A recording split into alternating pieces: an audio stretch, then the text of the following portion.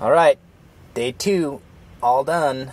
It's actually day 3, the morning of again, but I got home at like 10:30, and I didn't want to disturb my roommates again that I'm staying with. So here I am recapping yesterday, Sunday, day 2 of AFM for me, the guy with the red badge that was only active from Saturday on. So yesterday morning was the production conference where we talked with, oh man, it was so good. We had a couple of guys from a couple of different studios, Eric Brenner and Mark Gill, that was from Millennium, and 2 other guys that were a little older, one guy that dealt in TV, but it was really great. Like, you learned a lot about the triggers that these guys look at when they're looking to acquire a film, bring it to a market and sell it, or when they're developing a script, the process they go through to get it developed, financed, foreign salesed, and beyond. So a good example is The Expendables over at Millennium, which is where Mark Gill works. They go through a process that should be, it seems like what we should be going through at my company, Telekinesis. Get a script, you run it through a financial analysis, you kind of figure out what's it going to do in foreign sales, what do we think US could be, and then you produce it for less. That makes a lot of sense. Mark even said, making movies that break even is not a business, it's a hobby.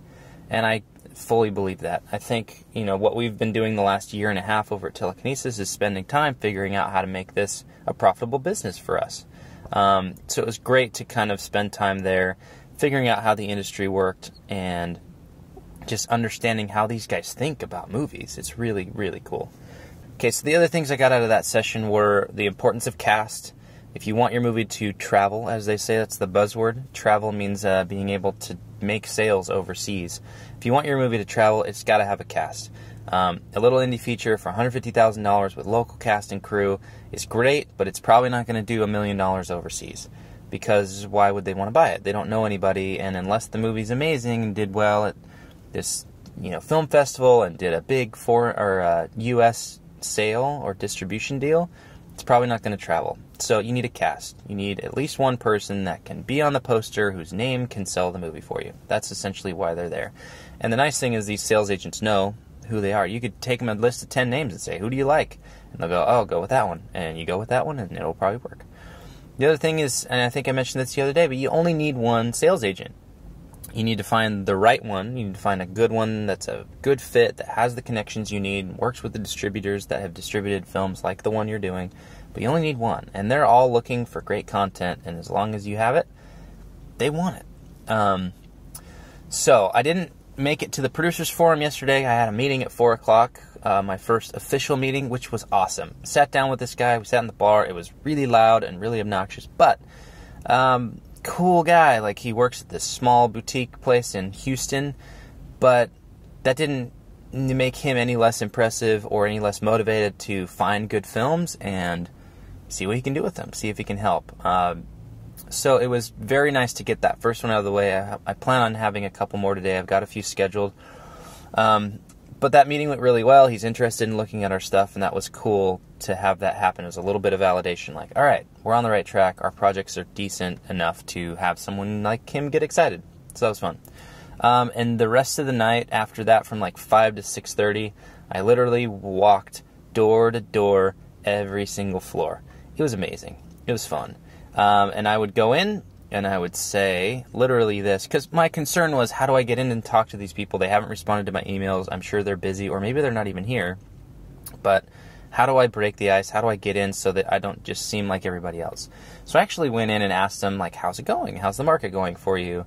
Just to break the ice. And generally speaking, they've got an assistant or like a lower tier, no offense guys, but a lower tier employee there that's literally there to, kind of weed out the good projects from the riffraff, so to speak, like myself, that are coming in unsolicited and just requesting to talk to somebody. So first one I talked to, met this guy. He was really nice. Asked for Trina, I think her name was, who was the acquisitions manager.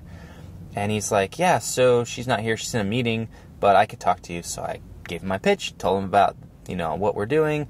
And I had questions for them, too. And I told him, I'm looking for a sales agent that fits what we're doing. So I'm curious, and I asked them these questions.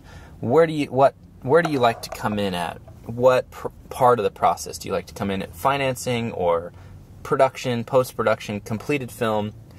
And him and especially like 95% of the people I talked to yesterday, they want to come in at a completed stage. So there's not a lot of options with the sales agencies to find financing, which was a little eye-opening. I thought that there maybe was a little bit more, there would be a higher percentage of people that would actually, help you find financing for a good project. So I found this walking around everywhere. The other question I asked was, what budgets do they like to work in? Because I've got an idea of what my budget works at, but that's not including any A-list or B-list cast. So, where does that need to come in at? And it was easy for them to just have a conversation, say, oh, well, these are the films we're looking for, these genres. We like these budgets, sub $1 million, or 1 to 3, or 3 to 5, or 5 to 10, or whatever it may be. So it's interesting to see that. The other thing you could really clearly see just walking around, looking at, so they have these posters on the outside of their hotel rooms. They do it in hotel rooms here. I think it's the only place where they do their booths are hotel rooms instead of a big convention center. It's weird.